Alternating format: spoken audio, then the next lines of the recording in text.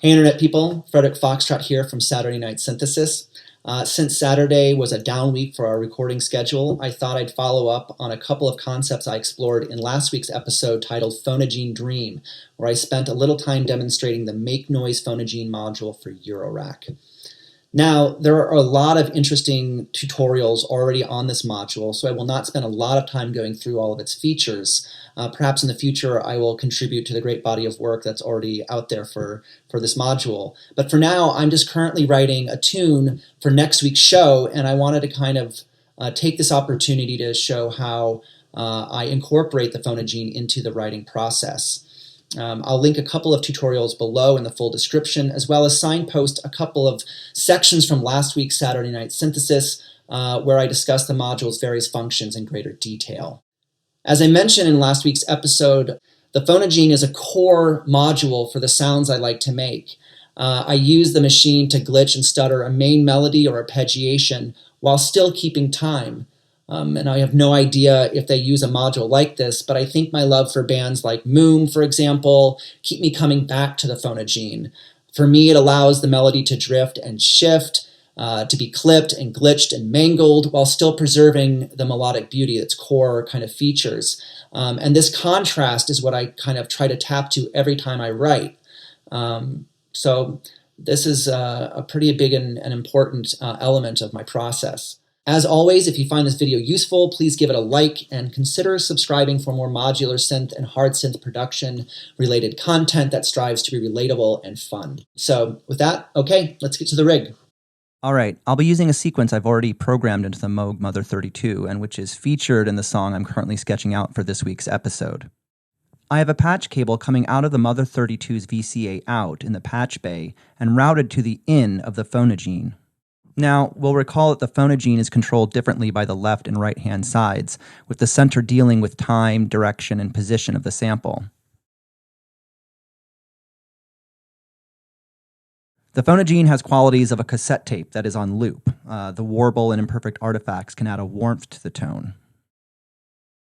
The phonogene allows you to splice the tape, chop it up, and modulate it, and overlay the edits on top of the original signal.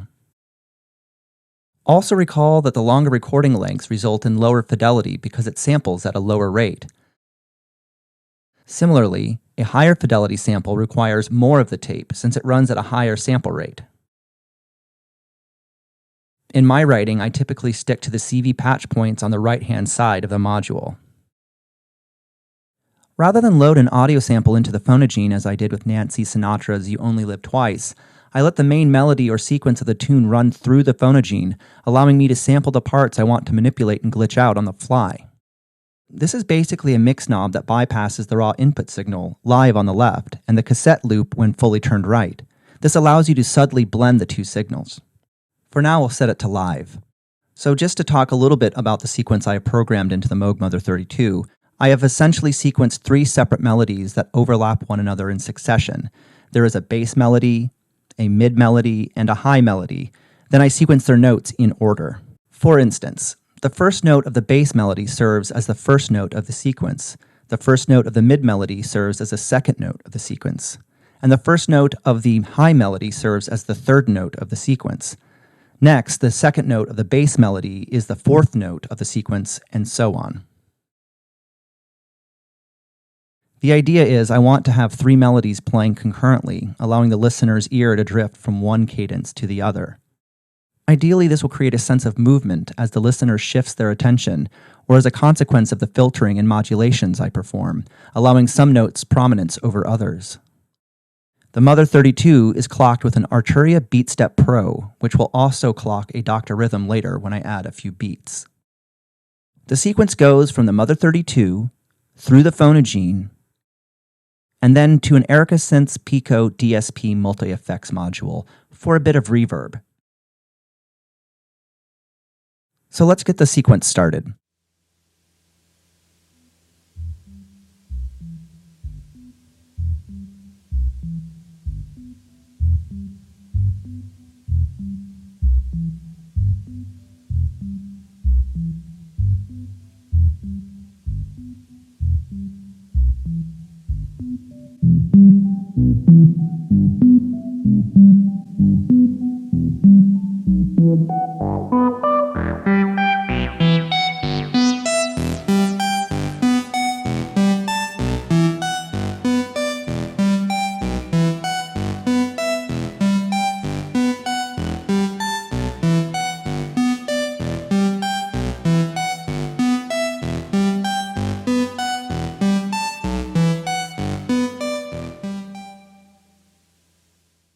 Typically, I want the sequence to be very snappy when I run it through the Phonogene, so the notes are well articulated.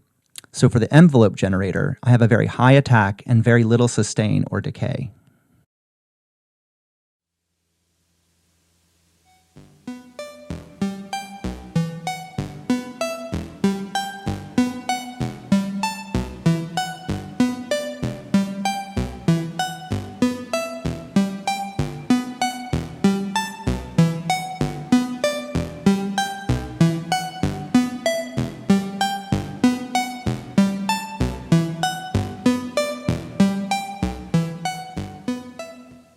You'll notice when I turn all the way over to the loop, there is nothing there because we have not recorded anything yet. If possible, I like to record 2 cycles of the sequence into the Phonogene.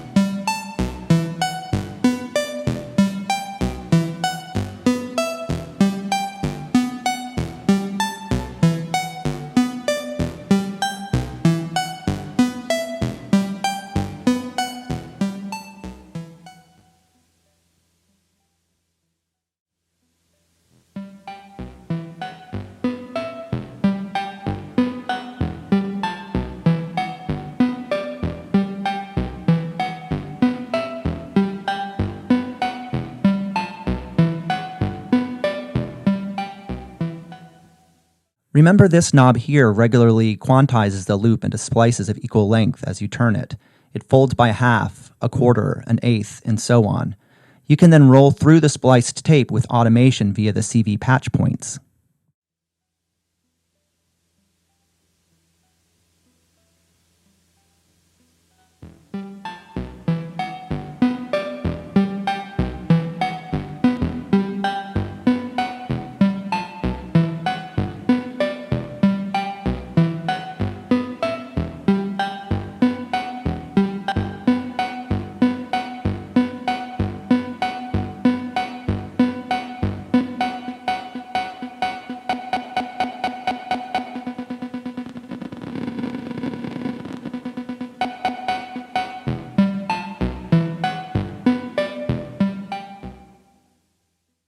Now I'm going to overlay the spliced tape loop over the live sequence.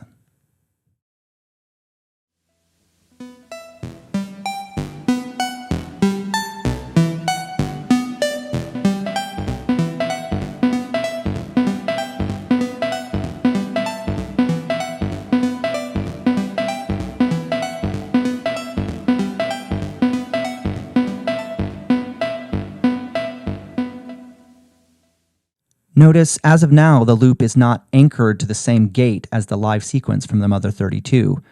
We can change that by adding gates or LFOs that are triggered by gates from a similarly clocked source to the CV patch points.